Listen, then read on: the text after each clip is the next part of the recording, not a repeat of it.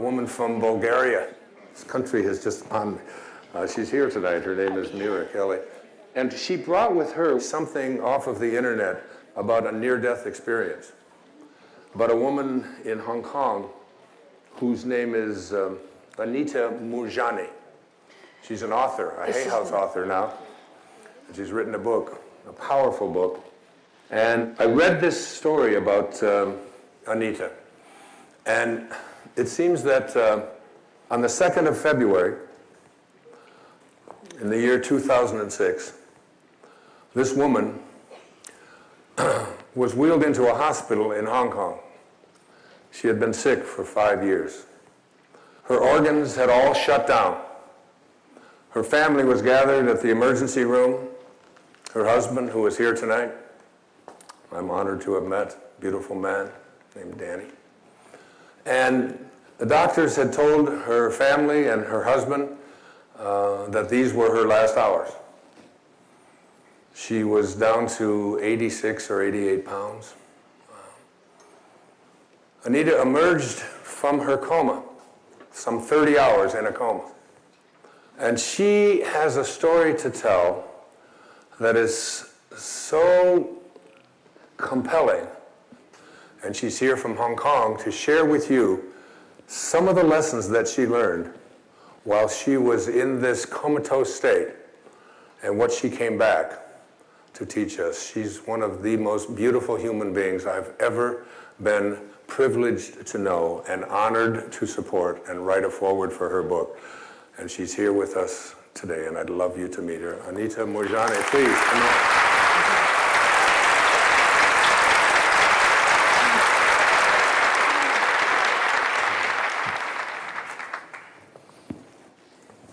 Be seated. Thank you. Hi, good evening, everyone. Tell us, Anita, you're in a coma, your husband is whispering in your ear, your mother is there, your brother's on his way to see you, everybody's waiting for you to take your last breath.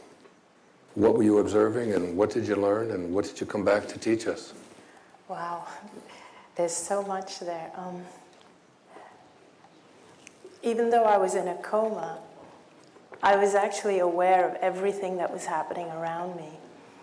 I'm sorry, I still get emotional when I think of that state. It was 5 years ago, but I still remember it as if it was yesterday. I was in a coma, but I was aware of everything the doctors were doing. I was aware of my husband. My mother was crying. She was, because the doctors had told them that I only had a few more hours to live. My organs had shut down, and these were my last hours. And I wanted to assure them that I was feeling fine, that I was feeling great, but I couldn't. I couldn't understand why I couldn't communicate with them.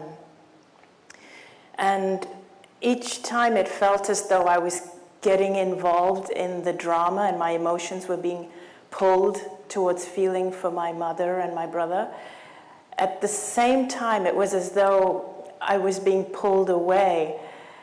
And it was as though my energy or my awareness or consciousness was just expanding. And it was just expanding and expanding and just getting bigger and bigger. And it felt as though I could feel what everybody was feeling. I could feel what my husband was feeling, what my mother was feeling, and the doctors as they were running around trying to save my life. And then I became aware of what I can only describe as unconditional love. It was as though I was just surrounded or embraced by this unconditional love. And when I say unconditional, I mean really unconditional. It was like I didn't have to do anything to prove myself or to be anything, or I was loved unconditionally regardless. It was as though even things that I could have perceived to have done wrong in my life, it wasn't as though I was being judged. There was no judgment whatsoever. There was only compassion. It was like compassion, and it was like I understood in that state why I would do whatever I did in life. It was, everything I did was out of the limitation of being in a physical body. So you were looking at your body, and you were given a choice, is that right, whether to get back into this sick body? That's right. Or not, and what did you do? I became aware of the presence of my father. He had passed away 10 years before me. And I also became aware of my best friend who had passed away 2 years before, and I had missed her desperately because she was like a sister to me. Did you feel when you were in that near-death experience state, in that coma, watching it, that coming back also meant that you had something to teach everyone? And what was it that you felt you had to teach them? I felt that I had to come back because there was a greater purpose. Because at first, I didn't want to come back into my body because my body was so sick. And there was just so much unconditional love on that side. It's really, really hard to leave. So if anybody has lost anyone, I can completely understand why they would stay there. But also, I seem to get the message. I seem to understand that it wasn't my time, and I had a mission. I had a purpose, and I had not yet fulfilled. And I seemed to understand that even in order to fulfill my purpose, I wouldn't have to really go and figure it out, or I wouldn't have to pursue anything. I would just have to go back and live fearlessly and just not be afraid to be myself. And that's all I had to do. I also sensed that my husband and I still had a purpose to fulfill. My husband he's truly my soulmate because he was there talking to me all the way through, talking in my ear and holding my hand, and I was aware of that. You learned some very important things. Yes. Was it like just about being positive, to be a positive thinker? Was that... No, in fact, being positive is not enough. I used to always be positive because I was a people pleaser. I used to always stay positive because I never wanted to bother anyone or trouble anyone. I learned that more important than being positive is being yourself. I learned that that's actually the most important thing, is to be yourself. Because that's why we're here. We're here because we're facets of one. It was as though we are all one. Without my body, it felt as though I was connected to everyone and everything. Was fear a big part of your life, and had something to do with being ill? Your being sick? Yes, fear was a big part of my life before I was sick. I used to live a life in fear of not being good enough, fear of everything, fear of illness, fear of not meeting other people's expectations. And but my near-death experience taught me that there's nothing to fear. In fact, when I was given the choice, I felt I reached a point where I had the choice of whether to come back or not. And it was my father and my best friend who actually said, now that you know who you truly are, go back and live your life fearlessly. And have you been doing that? Yes, I have. Ladies and gentlemen, Anita Moorjani.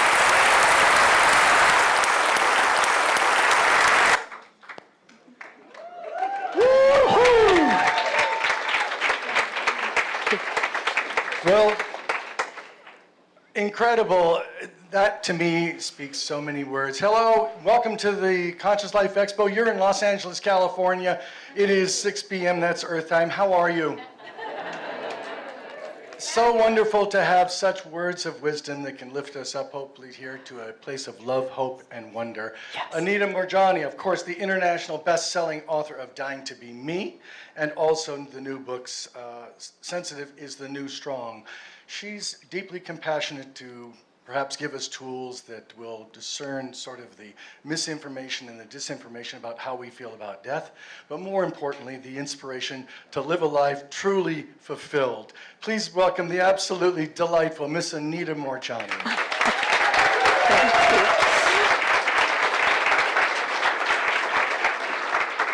Hi, thank you all so much.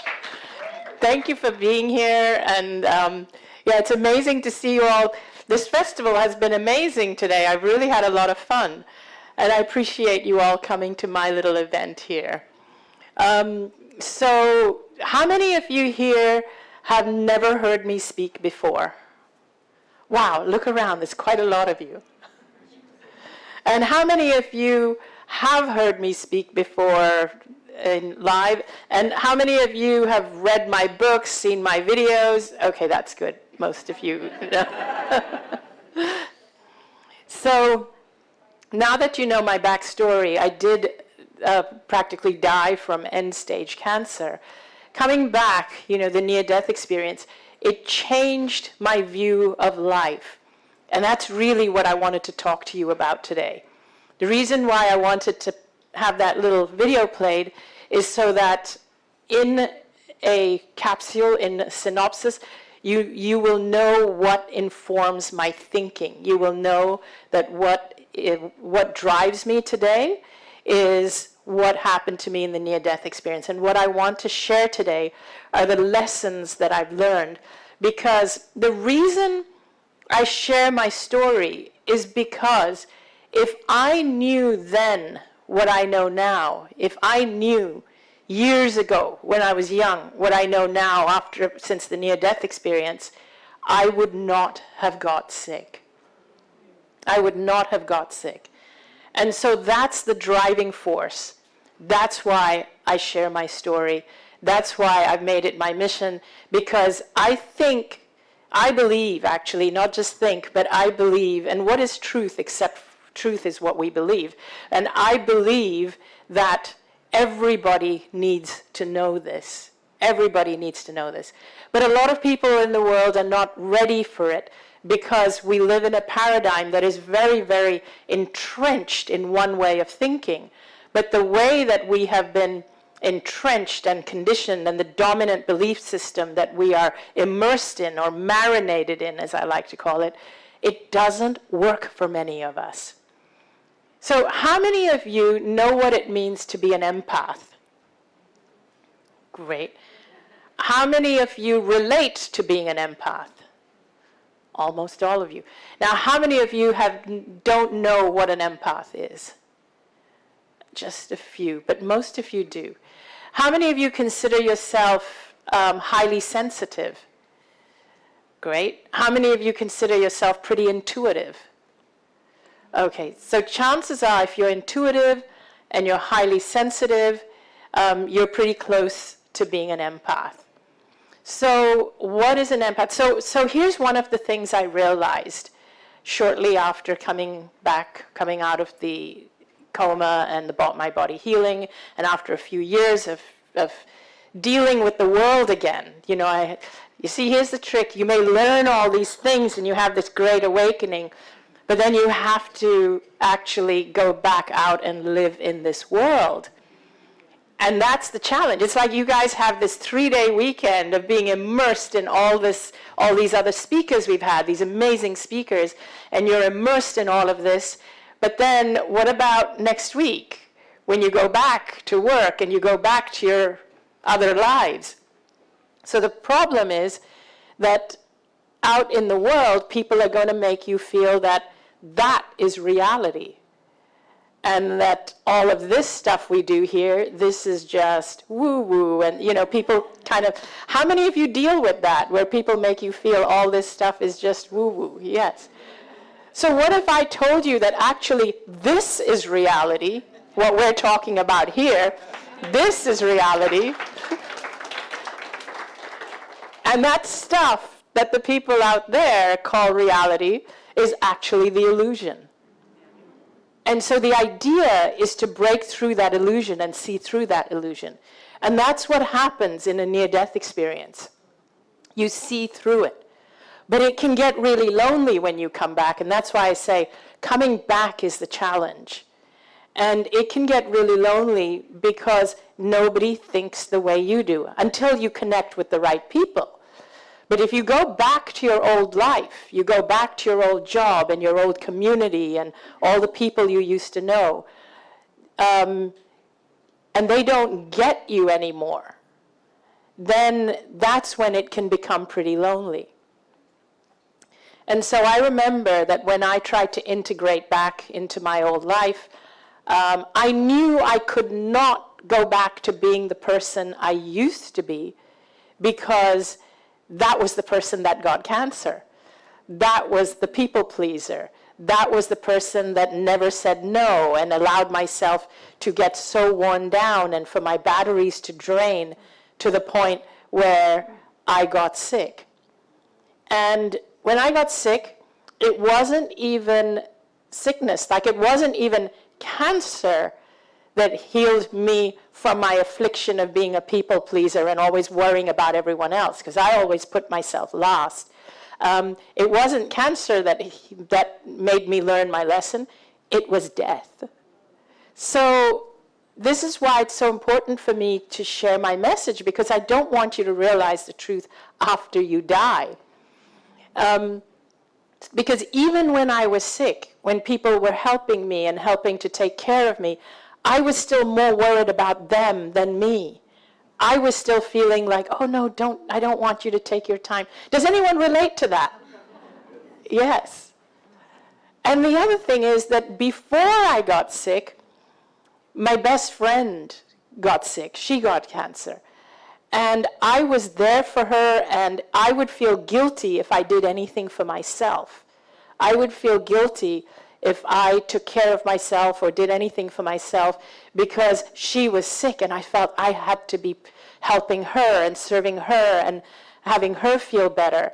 And I couldn't even go shopping or go out with my friends without feeling guilty that she can't do these things, so how can I do them? And then I had my own diagnosis. And that's when a part of me went, now I can take care of myself. You don't need an excuse to take care of yourself. You absolutely do not. So let me tell you a little bit about what it means to be an empath and why I wanted to talk about that a little bit. And then I'll talk about being sensitive and about being intuitive and so on. I had no idea that I was an empath before. If I knew that I was, it would have helped me. And what an empath is somebody, in my research and all, I've discovered this word. I saw the description and I was like, oh my gosh, this is me. I wish I'd always known this. Normally, I don't like to use labels, but here's the difference, or here's the distinctions when it's okay to have labels and when it's not.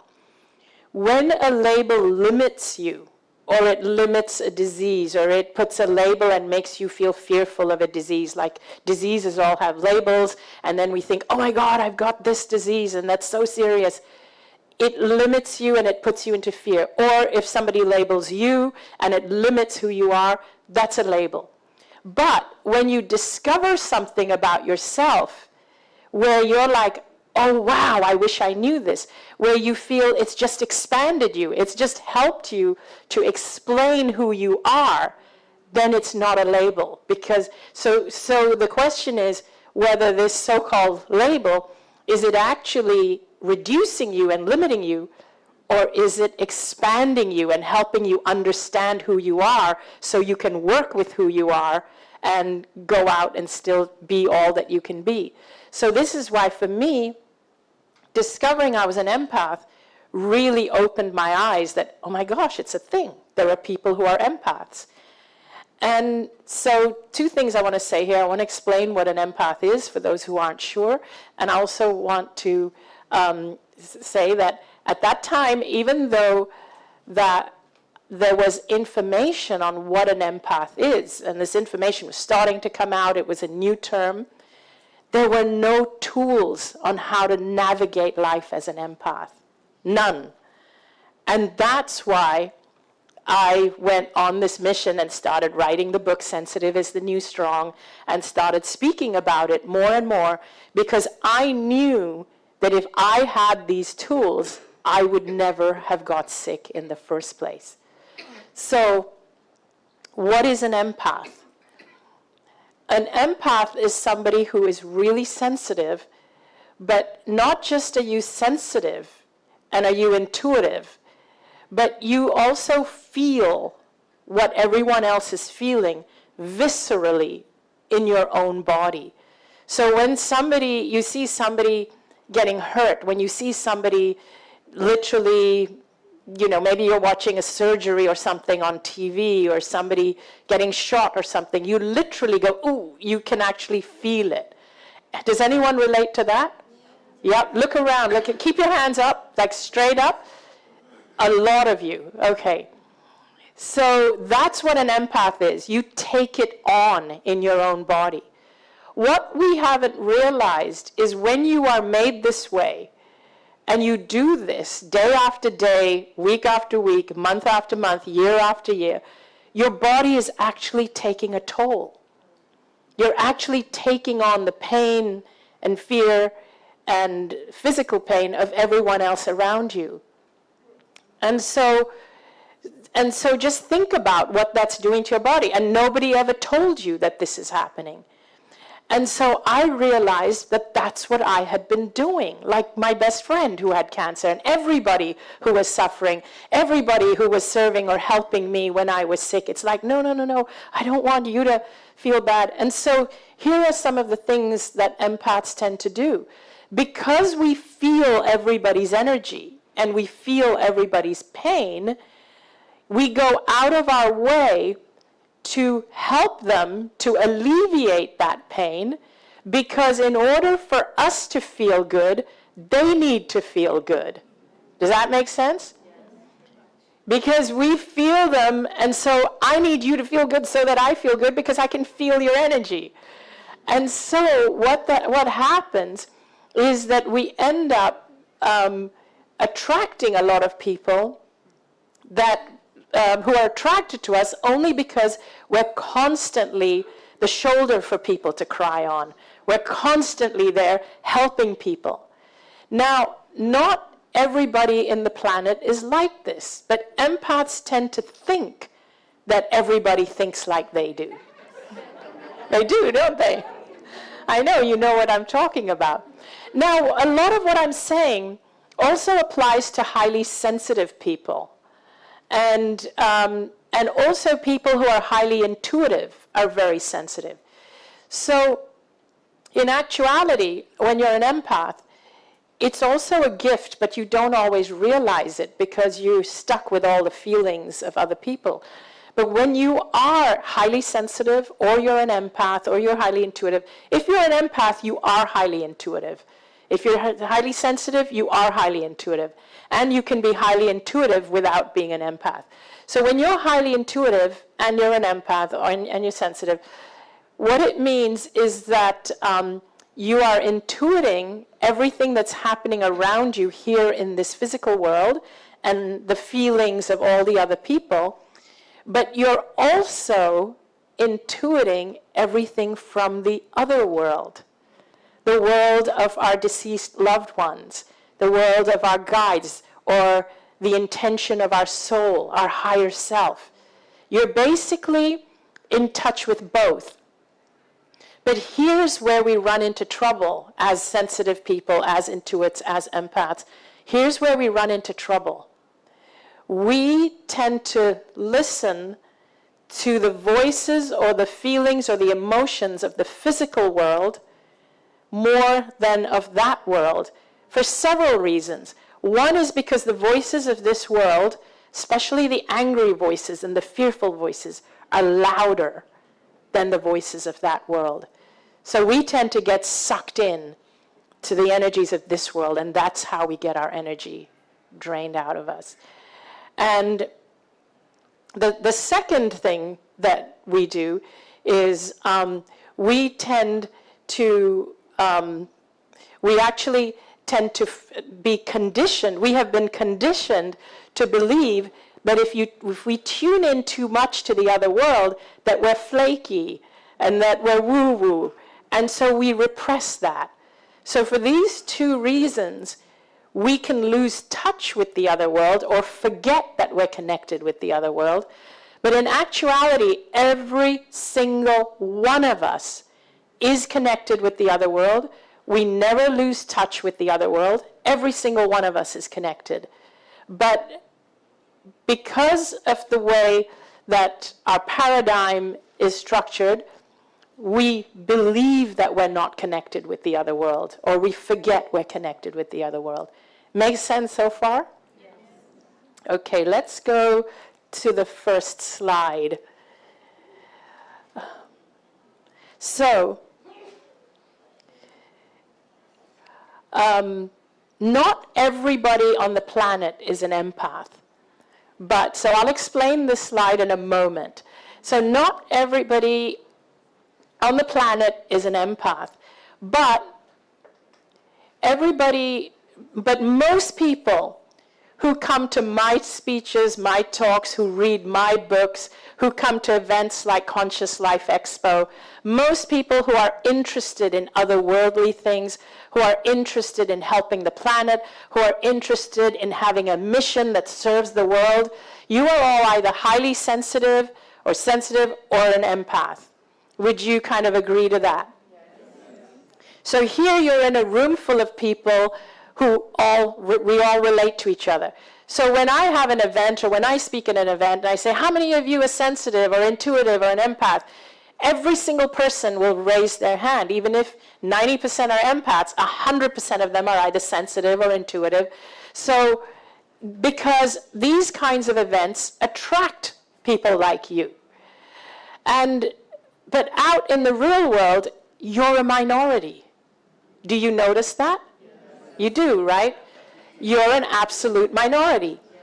How many of you struggle with making money in the physical world? Yeah. How many of you struggle with the healthcare industry in the real world? Yes. How many of you struggle with the kind of messages you're fed on mainstream media every day? Even more hands have gone up, yes. So that's because this physical world is not created for sensitive people. It is not created for you and me. And it took dying for me to figure that out. And I don't want you guys to have to go through that. Oh, you're welcome. And would you agree that this world isn't created for us? It isn't, right? How many of you actually feel that, oh, I can go out into this world, into the physical world, and fit right in, and I love the news, and I love our medical system, and I love everything that they're doing, and, no. Okay. So why is it that there's this imbalance? There are tons of reasons why there's this imbalance. Tons of reasons. So first of all, there are more people who are non-empaths, and I'm just going to say, let's say there's a scale, and that's why I created this. Let's say we have this scale, and on one end of the scale, you have conscious awareness. So sensitive people, so all of us fall somewhere on this scale. Let's say you have a scale of conscious awareness, and all of us fall somewhere on this scale. And on one end of the scale, full conscious awareness, are the people that are highly sensitive, intuitive, empaths. And on the other end of the scale, I'm going to just use the term ruthless, okay? Just, let's say ruthless. So that's at the extreme. We're going to the extreme. Not everybody on the planet is ruthless, but not everybody on the planet is an extreme, full-blown empath, intuitive, sensitive person. Everybody falls somewhere on this scale between ruthless and empath. So what is ruthless? Ruthless means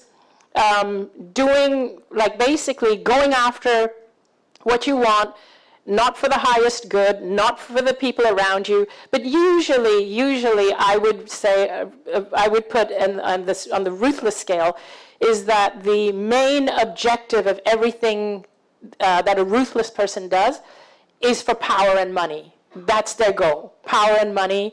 And so it doesn't matter who gets hurt, what the collateral damage is along the way, but success is measured by how much power and money the person has. So would you agree that that definition works for ruthless? Not everybody is like that, but we're saying that is one end of the scale.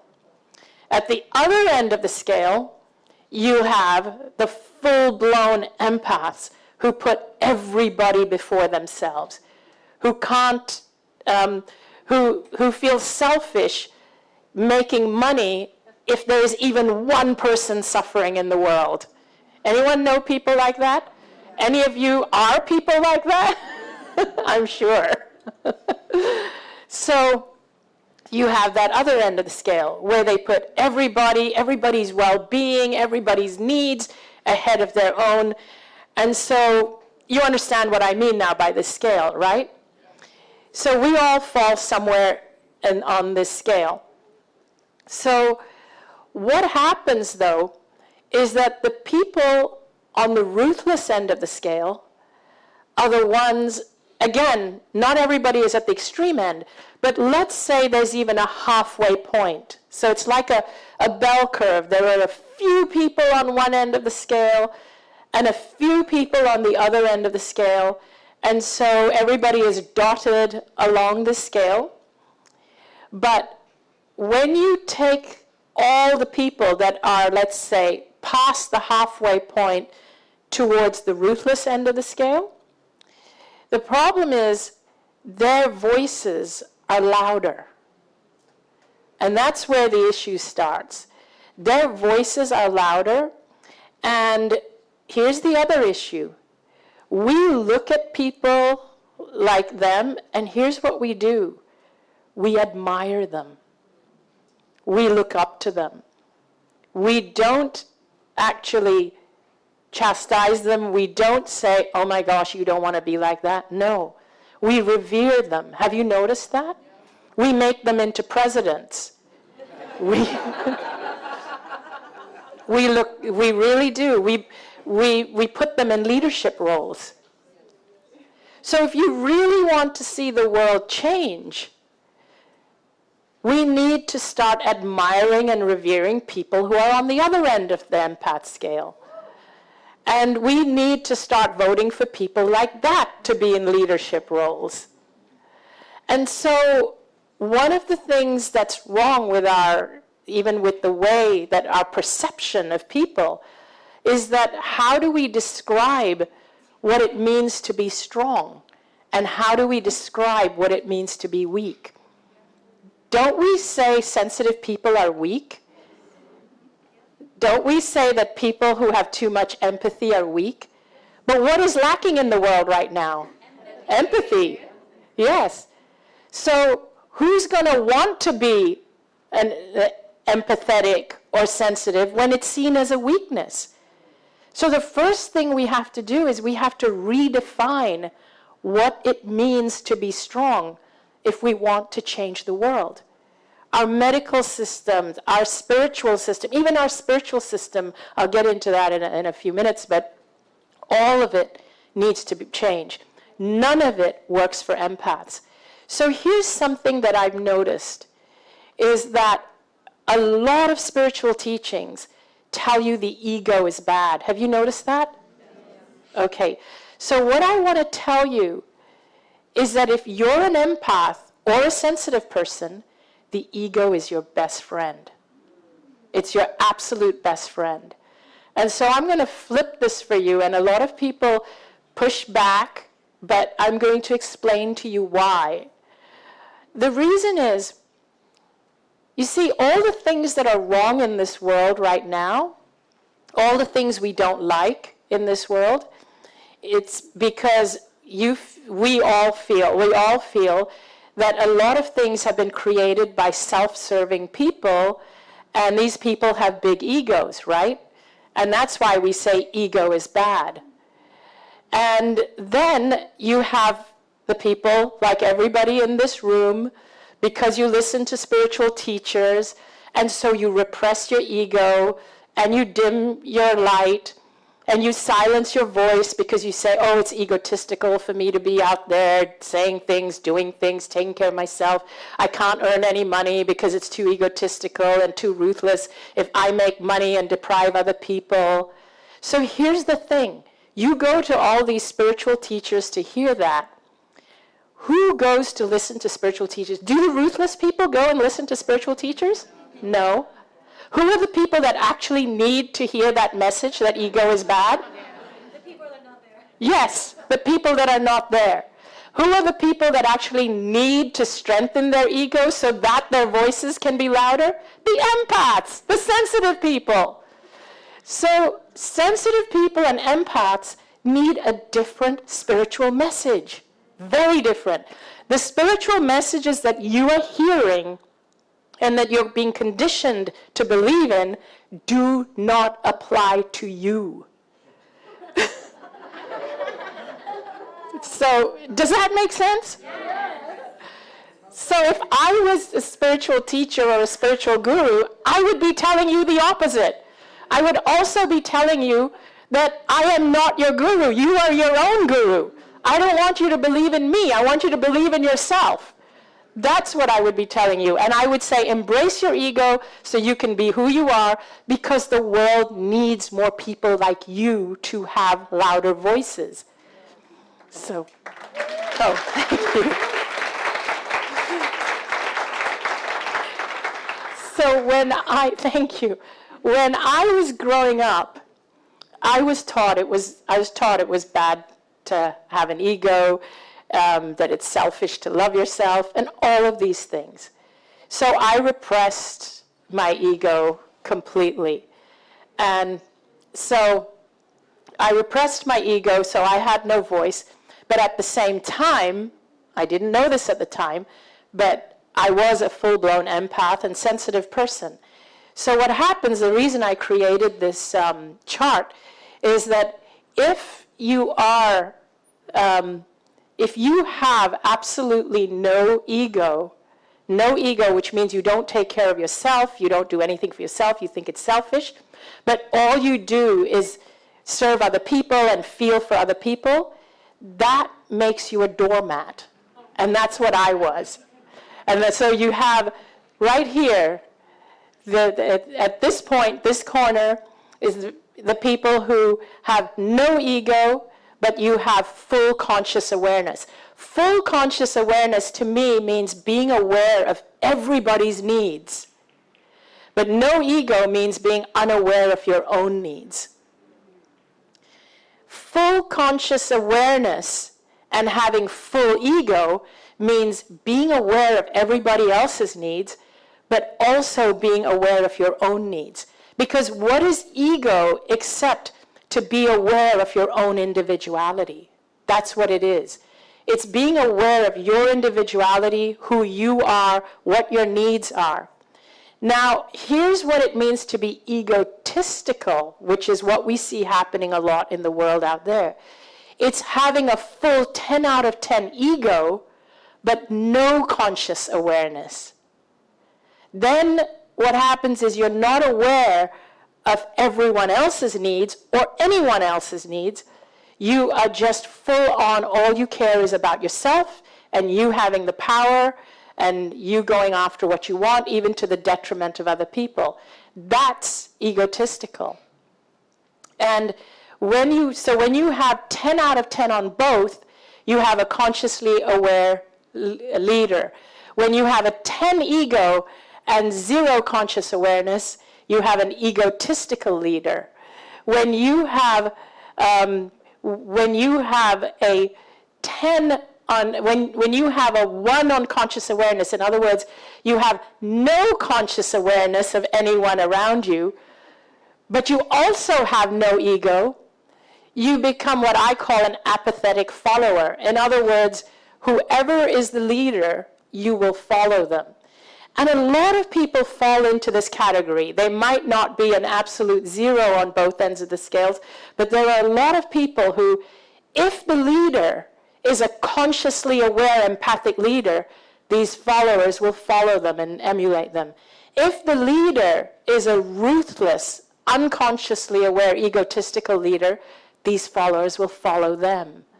So there's a lot of people that fall into that category. So does that make sense to you? Hopefully I'll have time for Q&A later so you can ask me questions on any of this. So let's go to the next slide.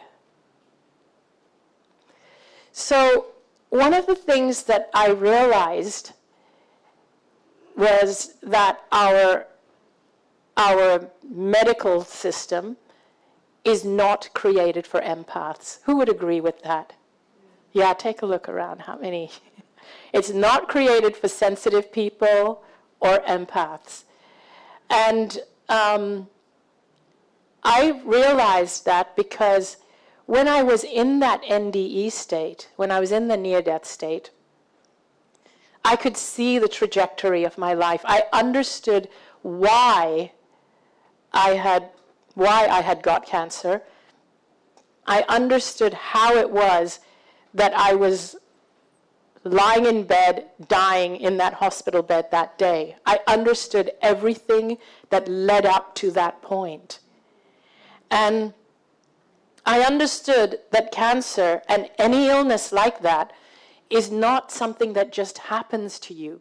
You're not a victim of cancer, but when you look at the way we treat it, when you look at the way we speak about it, when you look at the way the terminology we use, everything about the way we treat it, speak about it, suggests that you have no control. It's something that just happened to you out of the blue, and you're a victim of it, and now the doctors have to fix it. And if the doctors say there's nothing you can do, it's terminal, that's it. You know you're going to die. That's kind of how we react.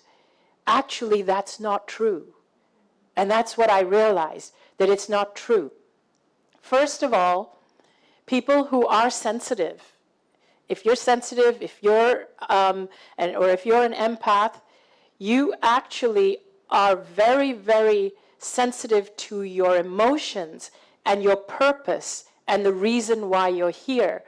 And so what I realized is that the reason I got sick was because I had never allowed my soul to fully express itself. Remember I said that I had repressed my ego right down to nothing, to a zero. So I grew up in a culture where women are, where there's a lot of gender disparity. And a woman's worth is measured by how valuable she is to the men in her community. And our role is to be groomed for marriage, and our role is to serve our husband. So I always had very low self-esteem. Everything I did was to please the men in my household, in my community, whether it was my dad, whether it was my brother. But I met an amazing husband, Danny, who I have to say he probably does more to please me than I do to please him. And when I say that, I'm sure I please him, but I think that he's really amazing. So I did run away from an arranged marriage, which I speak about in one of my books, Dying to Be Me, which didn't go down well in my community at all. So I grew up repressing myself and my soul and my ego. And when I was on the other side, when I was in the other realm, I realized that my soul came here with a purpose and an intention. My soul wanted to express itself. My soul wanted to be free. It wanted to be whoever it came here to be.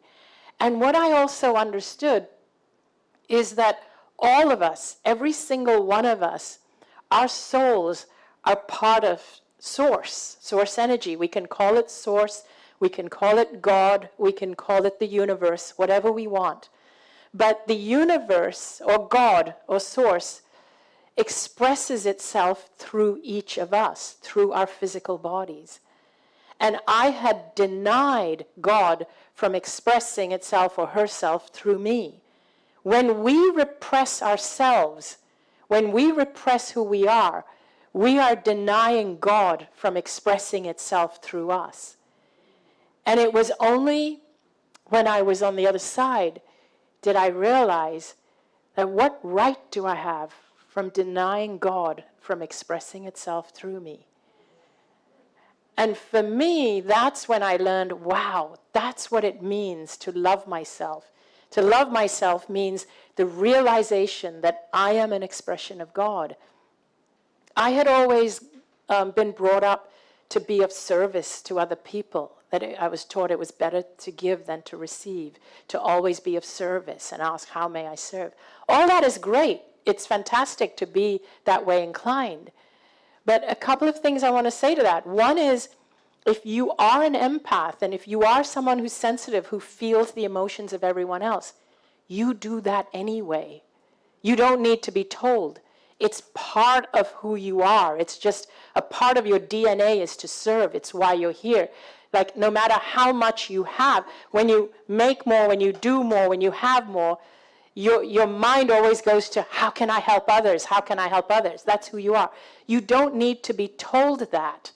So, but by being told that and taught that all the time, what that does is that when you're told it's better to serve others than others, it's better to give than to receive, it's selfish to think for yourself, what that does is that it actually stops you from doing what you need to do to charge your own batteries. So in other words, I was taught my entire life to always be of service to others because I was told that there is a God expressing itself through each person. So I learned to see God in everybody's eyes and treat everybody like a God.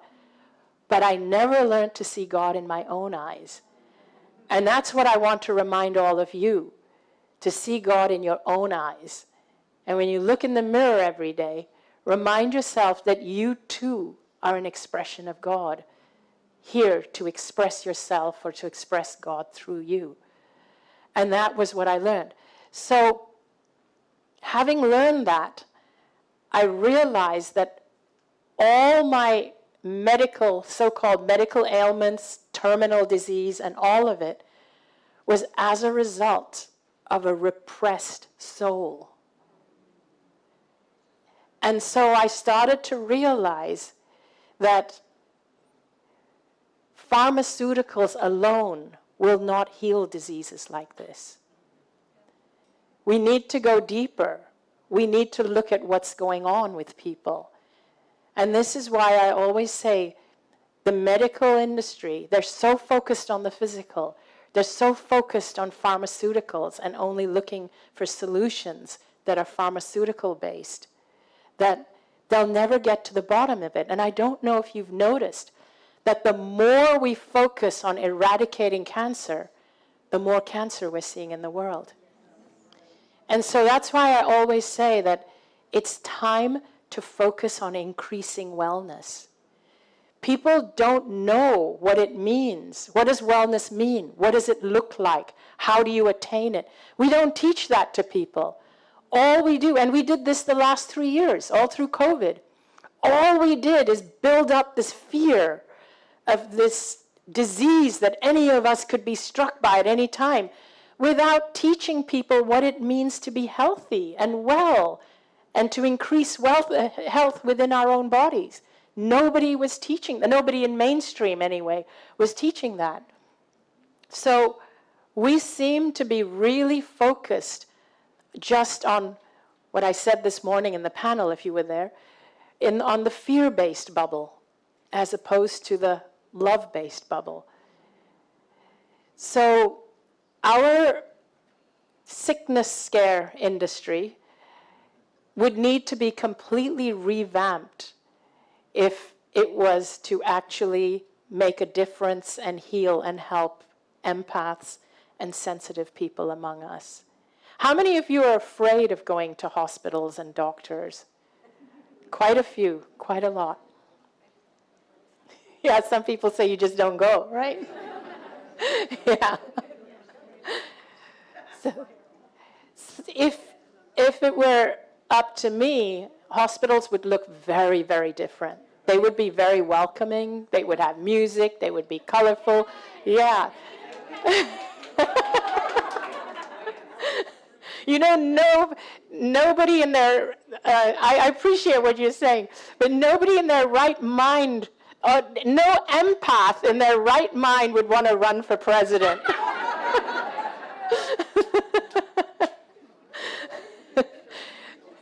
I know you get attacked on a daily, actually hourly, minutely basis. Yeah, hospitals would look completely different.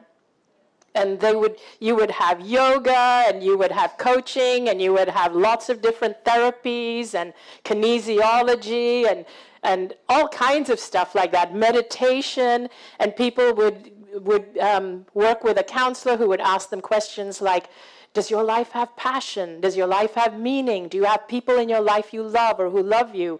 Or have you lost interest in life altogether? Because here's the thing.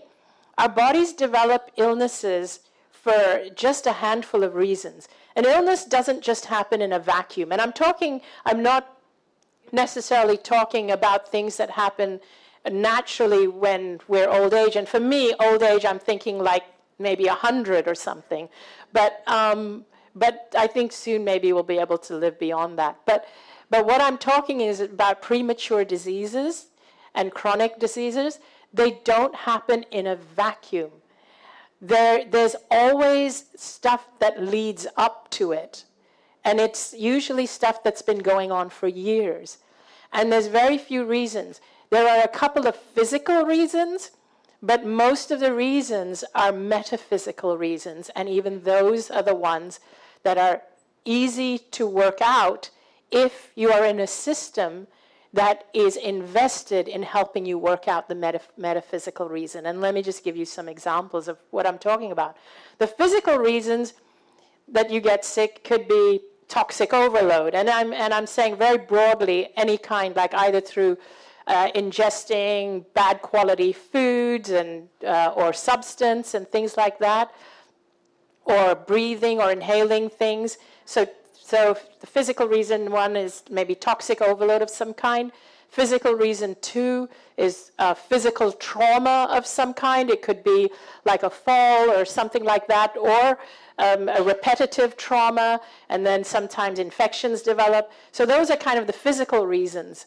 But the bigger reason why most people get sick is because of certain things they've been doing, patterns, even in their thinking, even in their emotions, even in not expressing what their soul came here to be. And it has to accumulate for a good 8 or 10 years before it even starts manifesting as a physical symptom, like a tumor in your body.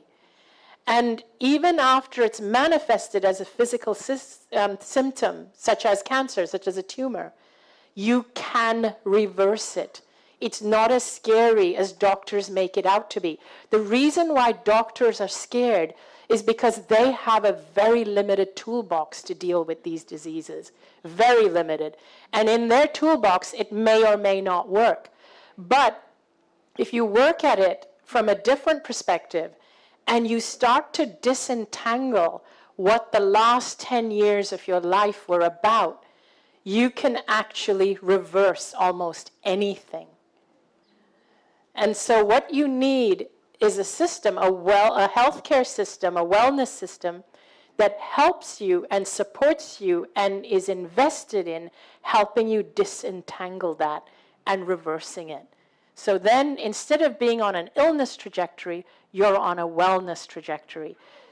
Because most medical doctors will look at where you are and they're like, okay, this is the trajectory you're on, and they give you this whole illness trajectory. But in actuality, they can help you unravel and turn you around so you start to go on a wellness trajectory to undo all the things that you've done in the last 10 years.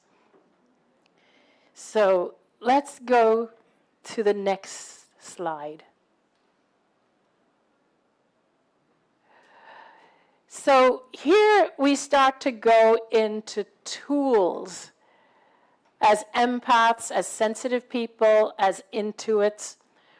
What I would like to recommend that you all start to think about, or how you all start thinking. And this is something that I developed that actually helped me. And you're welcome to take a photo of that if you wish. I personally make a list of all the things that are draining for me and all the things that are supercharging for me, the things that charge my batteries or drain my batteries. Now, have you noticed that when your smartphone starts to run out of battery and it's like in red, you're like, oh my God, you start freaking out. My phone's running out of battery. Got to charge it, got to charge it. But have you noticed that when you are in the red, you just keep going and you keep going and you keep going until you get sick? Notice that? So how about we start valuing ourselves more than we value our phones? Yeah. Thank you. So empaths and sensitive people and intuitive people, you guys leak a lot of energy. Actually, I shouldn't have said you guys. I should have said we. Sorry. I do too. I burned out about 1.5 years ago because what happened was after COVID started, I had to do everything online. I had to cancel in-person events. And because of COVID and because of the fear that was being propagated around the world, and people were freaking out and people were scared, people were all going online. They were locked down. So my demands online was beyond what I could keep up with or what I could cope with. But here's the issue I was having. When people need me, that's one thing, but when they need me and they're in fear and they're sick and they're dying, I can't turn them away. And you can imagine during COVID how many people that was that were online at the same time, and I couldn't turn them away. I have as much trouble saying no as the next empath or sensitive person. And so it's a work in progress. And you know my book, Sensitive is the New Strong. In actuality, when I started writing it and I submitted it to my agent, the title I had for it was Confessions of a Recovering Doormat.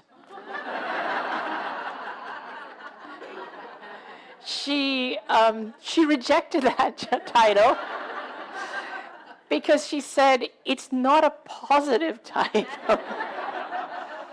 She said, you want people to feel that they're going to get something positive at the end of reading your book.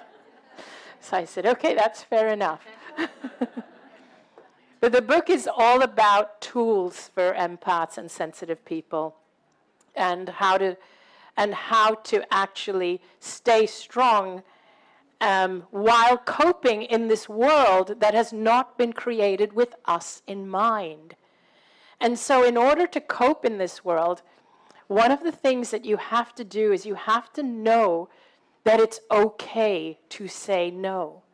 Because when you don't say no, you know, here's the thing, the mistake we make is that, let's say somebody wants something from me online, and I don't really want to do it. I know that it's not something that makes me feel like, oh my gosh, I really want to do this. It's more like, ugh, okay, I have the time on that day. I'll do it. It's just 30 minutes.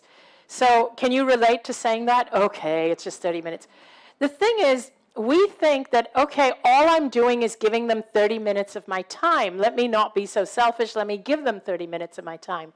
In actuality, you're doing two things. You are giving them 30 minutes of your time, one, which you can't get back again. But the second thing is you are doing something that is depleting your energy. So, in other words, you could have spent that 30 minutes doing something that charges your energy, so you're building equity, but you've actually not just lost 30 minutes, that's fine, but you've just done something that's actually reduced your battery, reduced your fuel, reduced your equity in yourself. So you're actually doing two things there. So when you're doing something where you're just like, oh yeah, okay, I have 30 minutes, it could be something really neutral, like, oh, somebody says to you, can you pick up my daughter or something? And it's like, okay, fine, I'll just go pick up your daughter. I have time. It doesn't deplete your energy. But maybe it's something that depletes your energy. You are setting yourself back on charging your battery. I would say save those things to when you have a full charge. But here's also another thing that happens. When you have a full charge of battery, when you have enough energy equity within you, you do end up being of a much greater service in this world than when you are at negative charge. Because let me tell you what happens. Our energy is more powerful than our physical bodies. And this is another thing that you don't get told. Nobody tells you that when you're growing up and when you're young. Nobody tells you that your energy is bigger than your physical body. Your energy is more powerful. Your energy is what touches other people. We believe that what we physically do is what touches other people. What we don't realize is that when you physically do something from a very poor energy state, that's what that person is actually feeling. So when you're like, oh, I feel obligated to do this, so I'm going to do it, turn that around. Imagine if someone's doing something for you because they feel obligated. How do you feel? You'd rather they didn't do it, wouldn't you? So it's dishonest when we do something for someone we don't want to do. So when you really don't feel like doing something, say no. You're actually doing them a favor, because your energy being around them is not healthy either. But when you are fully charged, your energy is so expansive that even if you don't do a thing, just your presence in the room uplifts the world. It uplifts the room you're in. It helps to uplift the planet. And remember, we're all connected. So when you actually charge your batteries and do things that feed your passion, you're actually serving the world. You're actually helping the whole. And as an empath, your default is to use your energy to help others. So help others in a way that makes you feel good about yourself. It doesn't have to be in a way that other people want you to help others. People will always say things like, for example, I get told all the time by people like, why don't you help this cause? Or if I say that I want to stay in my love bubble, and people will be like, oh, you got to get realistic, and you got to get in the real world, and don't be so delusional. And it's really interesting, because to me, my world that I see through the illusion of fear, where fear is not all there is, there's so much more to the world, and I see through the fear, and I see the fear as being the illusion that the people on the egotistical and low consciousness level of the empath scale have created, this fear-based bubble. That is the illusion. That's not the real world. But because it's the louder voice, people are like, get real, this is the real world. Whereas I see the other world as being the real world. The world that I live in, the bubble I've created, I see that as the real world. The world where I believe more in love, and I believe more in following our passion and finding our joy and honoring people who are empaths. And to me, that's the real world. And so even when people, in fact, many years ago, before my first book came out, before Wayne Dyer discovered my story, and I started talking about these things within the community I was in at that time. And I would tell people pretty much what I'm telling you, that I see the world differently now, that the world isn't created with us in mind, and so on. I remember one particular friend, she said, oh, wow, you'll never be able to live in the world. Like, you got to be realistic, and that's delusional, and you'll never be able to fit in. And she was saying, you got to get a job and earn money like everyone else. And so years later, fast forward 10 years later, and I'm doing what I'm doing. I'm standing on stage. I'm speaking to people. Wayne Dyer's discovered my story. I've got books out. And she's saying to me, oh my God, you're helping all these people. I wish you would help me, because I hate my life right now. And I said, and she said, you know, you look so happy. I said, yeah, I love my life. I love what I've created, because I created this bubble and I've moved forward in it. And she goes, and she said, you've got to teach me. How do you do it? And I said, I guess you got to be delusional.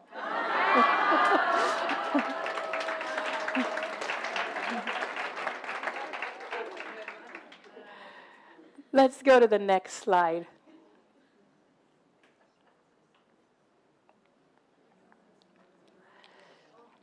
So this is really, really important.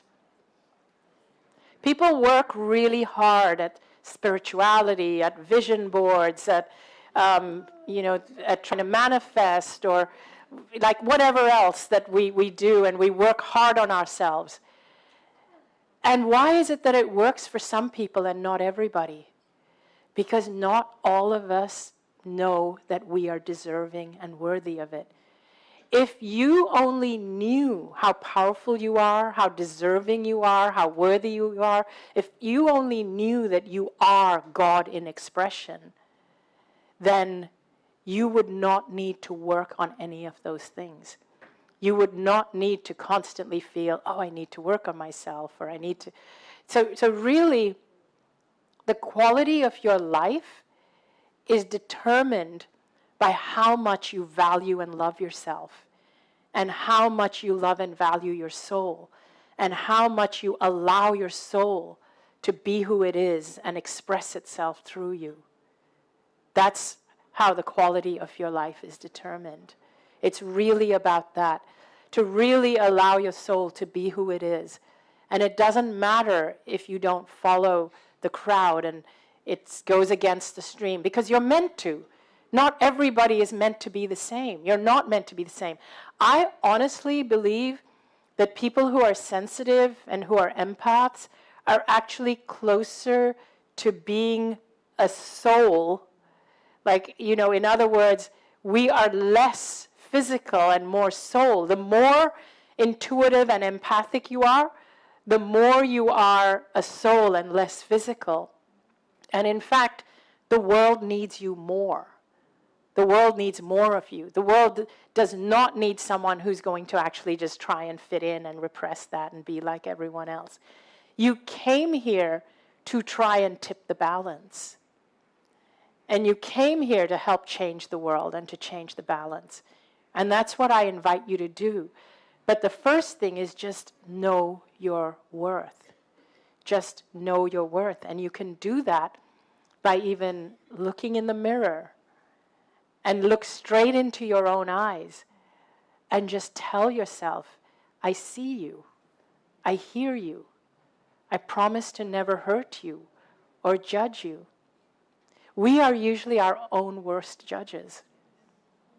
We judge ourselves. And the people who judge themselves the most are the ones who judge other people the most. So when you meet someone who's really judgy, it means that they're actually judging themselves even more. So know your worth. That's the only thing you really need to know, is that you are powerful. And that's something you don't usually learn from mainstream, even spirituality, religion. None of them will teach you how powerful you are. Most of them want you to believe how powerful the spiritual or religious leaders are. Let's go to the next slide. So, how do we shift the spiritual paradigm? So here are a few things.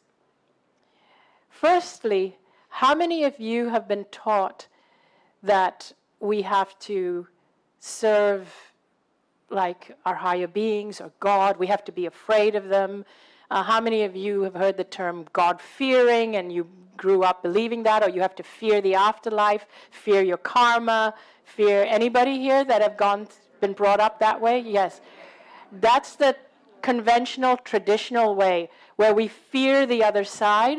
And not only do we fear the other side, but we believe that we have to constantly appease the other side. We have to serve them with offerings, and we have to beg for forgiveness from them. Do you know what I discovered when I died? And this almost short-circuited me. I discovered that they serve us, that they worship us. It's the other way around. Can you believe that? They love us and they worship us. Imagine growing up an entire lifetime thinking, I have to worship them, I have to appease them. And I was told when I had cancer and when it was just getting worse and worse and it was progressing and everything I was doing, nothing was working, it wasn't getting better. I was told that, oh, it's your karma. It's your karma. So you have to do more good work. You have to do more things to serve people. Okay, and this is something, imagine that someone who's already a doormat, someone on the floor with no ego, who only serves other people, to be told, oh my God, I have to serve them even more. I needed the opposite message. That's why I say that we need the opposite message for empaths. The opposite message is what healed me. And finding out that, oh wow, all my loved ones on the other side, they're serving me. Source is serving me. It's there to uplift me. It's congratulating me for choosing to be in this difficult situation that we call life. They revere us. And that changes the way you communicate with them. You don't need to beg them for forgiveness. They don't need that. We humanize them by doing that. We humanize God and Source by doing that. They don't need that from us. You need to know that we're never asking too much. We're never we're never burdening them. They're never too busy for us. And you need to know that they want you to know how powerful you are. They want you to know that you are more than your physical body. They want you to know that the power lies within you. So even when I share my story, I'm not sharing it with the intention that, hey, look what I did, I can do this. No, I'm sharing it because I know that if I did it, anybody can. And that you, each and every one of you, have the power within you. And this applies not just to illness. I'm talking about anything in your life. I'm talking about abundance. I'm talking about relationships, all of it. One of the other spiritual paradigms we need to shift is where money is concerned. How many of you have bought into the belief that it's not spiritual to earn money? Yep. That's such a lie. That is such a lie, and I'll tell you why. Because the only people that buy into that are the ones who do the spiritual work. And we want more of you to do the work you do. So the people who buy into that are the people who are the artists, the healers, the teachers, the light workers, the speakers, inspirational speakers, people of that whole genre, the artists who create beautiful art and who look for crystals, and everybody who does work of service are the ones who actually believe that we shouldn't be charging for this. But the problem is that if you believe that, how are you going to survive to do more of the beautiful work you do? And why is it that the people who don't believe that are the ones who have the sweatshops and who are selling things at Walmart for below the price that people deserve to be paid? And they're okay doing that.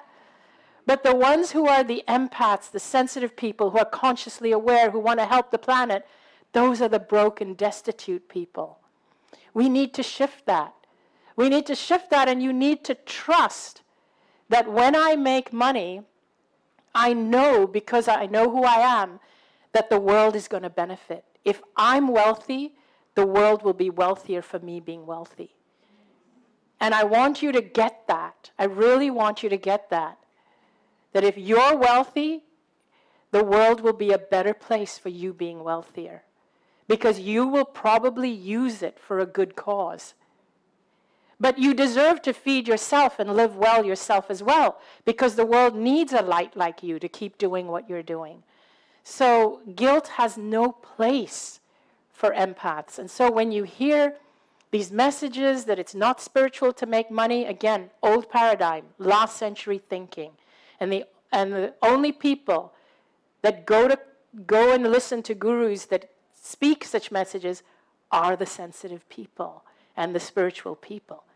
The ones who really need to hear it, they're not in those lectures. They're not sitting in those seats and hearing it. Let's go to the next slide. So this leads me to consciously aware leadership. And real quick, I just want to ask, it says that I only have 2 minutes left.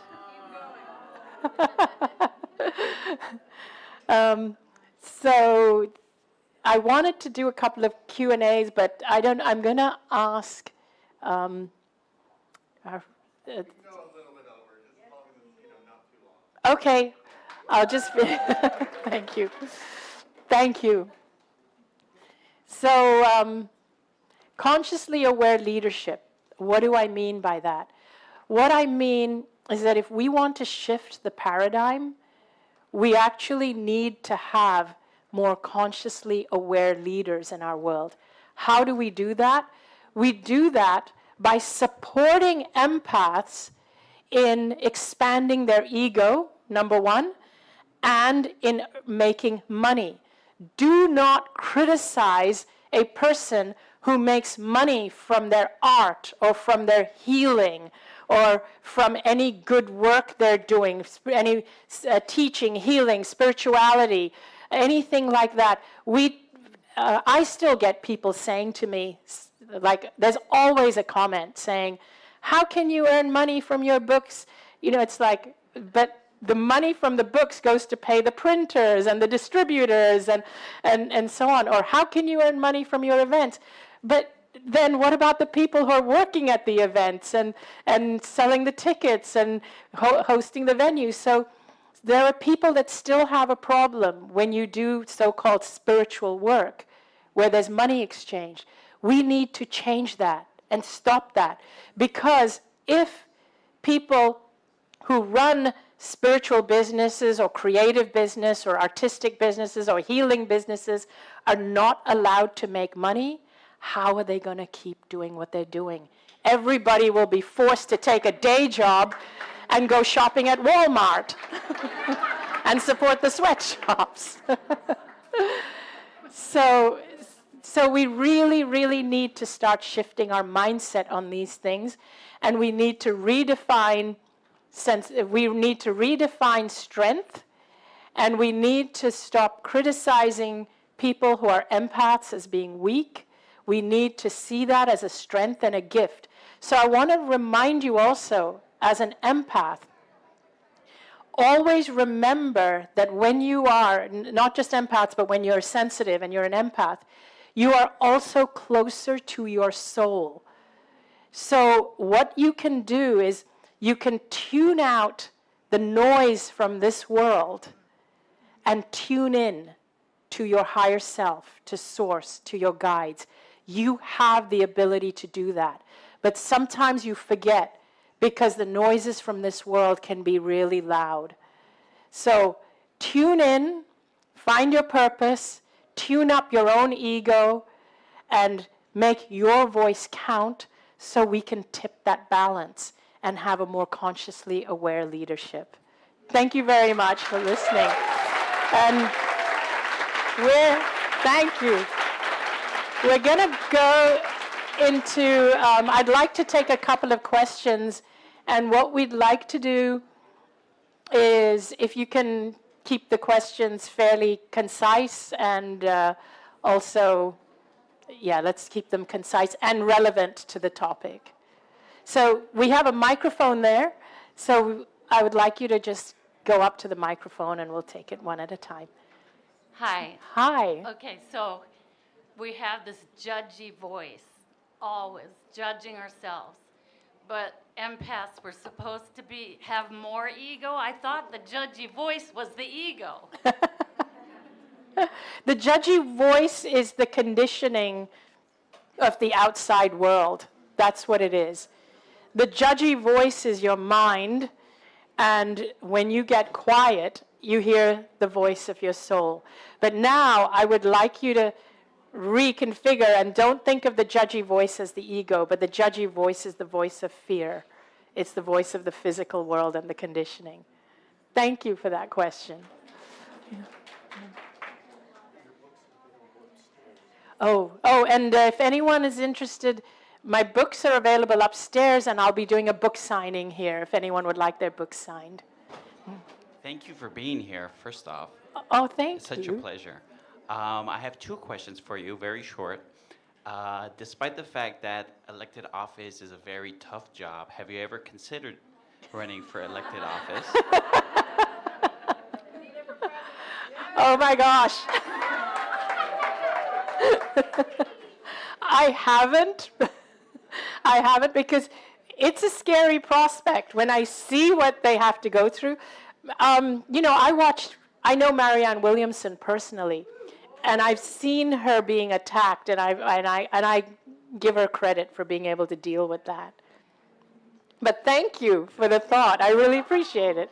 And my second question is, while I completely, wholeheartedly support everyone making money, creating what they do, or in their day jobs, or what have you, is it possible for us to imagine a world where we make money obsolete, where we don't need to have an arbitrary ones and zeros on a computer that keep us from our basic access to housing, food, Yes. transportation, and what have you? 100%. And that will only happen when our leadership become consciously aware empaths. And for consciously aware people to get into leadership roles, they have to first have an ego that allows them, and this is why I say ego is important, we have to first have an ego that allows us to step into our power and take on leadership roles. You need money and power in order to change the world, but we equate money and power to ruthlessness and narcissism. But if empaths have money and power, we would have a very different world. Thank you. Thank you. Great questions. Hi, Anita. Thank you for sharing all this valuable information. My question to you is, to get close to source, to get the information that we need. Somebody mentioned today to me that breathing, it's a good way to Yes. source. What's your recommendation? So breathing is a really good way, breathing in silence. I do several things. For me, I find music really helps me. I always feel closer to source when I'm playing music, and it's different types of music. Sometimes it's meditation music. Sometimes it's just soulful music. Music connects me. Nature is another one that connects me. I love being by the ocean. I live in Southern California because I like warm weather and the ocean. I always feel close to source when I can hear the ocean. Some people prefer the mountains. So you really have to understand what makes you feel close to source, and breathing is a very good one, yes. So thank you for that question. Hi, Anita. This is kind of tall. Oh, yeah, it is. Yeah, thank you so much. Thank you. And then you can adjust. Yeah, perfect. Thank you. Thank you. Yeah. Thank you so much for being here. I wanted to ask if you could talk a little bit to those in the audience that either, I feel like I'm a little bit of an empath. I don't feel like I'm, Not full-blown? Yeah, very gifted or very sensitive, but I relate a lot with the things that you talk about, and I love to be surrounded by empaths. I feel like I lean that way, but I don't feel like I'm gifted or have I'm like trying to be more of an empath, but it doesn't come naturally. Yes. So if you can speak to someone like me, or even someone who isn't an empath at all, Yes. and where they fit, on the chart that you had, and where, if you could just speak to us a little bit about that, and if you can achieve more conscious awareness, just as you strive Yes. for that, Yes. and can still become a conscious leader, a consciously aware leader. Thank you. Even if it doesn't come naturally, even if it's not something that Okay, you're naturally sensitive. That's a great question. Thank you. So first of all, you can be somebody who's sensitive, but not an empath, and that's also really great. So here's the thing. My husband, Danny, is very sensitive. Yes, you. He's very sensitive, but I wouldn't say he's an empath. And actually, it's a really good gift to be sensitive but not an empath, and let me tell you why. When you're sensitive, you know what other people are feeling, but you don't take it on in your own body. When you're an empath, you take it on in your own body and you feel it in your body. So when I was really, really sick, Danny knew I needed what I needed. He could sense it. He was sensitive. He was so sensitive that he knew what I needed even before I knew what I needed. And he took really great care of me. But he didn't get burned out because he didn't take that energy on in his body. If I was caring for somebody who was as sick as I was, I would have got burned out because I would have absorbed that energy like I did for my best friend. I absorbed it. So there's a difference there. So empaths really need to learn the tools not to, why I shared the battery charging tools and all, is so Danny doesn't need that tool. I do, because I need to learn how to keep charging my batteries so that I don't keep getting hit by all the pain in the world and the pain from people around me. So that's a difference that I want people to understand. So people who are sensitive but not empaths actually make really good healthcare workers, make really good paramedics. You're in an emergency situation, you're not getting hit by the pain and the emergency, but you know what's needed in that situation. If you're an empath, you get hit by that, and and you need to take breaks frequently. So does that make sense, first of all? Then the other thing you mentioned, there was something towards, oh, if you can achieve it, if it doesn't come naturally. Yes. So achieving conscious awareness, absolutely. It starts with education. It starts with educating our kids. For example, instead of teaching kids competition, we should teach kids how to be more empathic and collaborate with those who need. Basically, what I mean is that where you need something, I can fill that need. Where I need something, you fill that need, rather than teach. What we teach in schools is ruthlessness. We're teaching kids to compete because there's not enough to go around. You got to win this exam. There's only a few spots in this university or this college, and you got to get in and get ahead of the other kids. We're teaching ruthlessness. We have to teach the opposite, and you would have empathic kids. Or if you asked kids, like maybe you say, okay, for 1 week, each kid is going to get a turn in pretending to be a paraplegic. You're going to spend a week in a wheelchair. And you're going to live out of a wheelchair for a week, and you're going to learn what it feels like to get around school and get around work from a wheelchair. This will automatically make the kids so much more empathic towards other people who have that predicament. So we need more education like that, where we teach them that, and that makes them consciously aware of other people's needs. That's what we need to do. And you build that up, yeah. And I think we're going to have to end there. I'm so sorry. Okay. Yes. Okay. Thank you. Where are you going to be? Where are you going to be doing your book signing? Wherever I'm told. Okay. Yeah. So we'll figure that out. Oh, and I just wanted to mention to everyone, if you want to see more of my stuff, I have a YouTube channel. I also have a membership platform where I have lots of live appearances, videos, all kinds of stuff. Thank you all so much. Thank you. And just a reminder, we are filming all these events, and so they'll be on DVD down in the lobby in the morning. Thank you.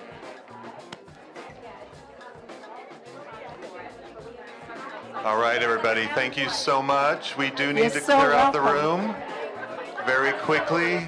I know a lot of you want to talk to Anita, but we're going to have to clear out the room and get ready for the next workshop.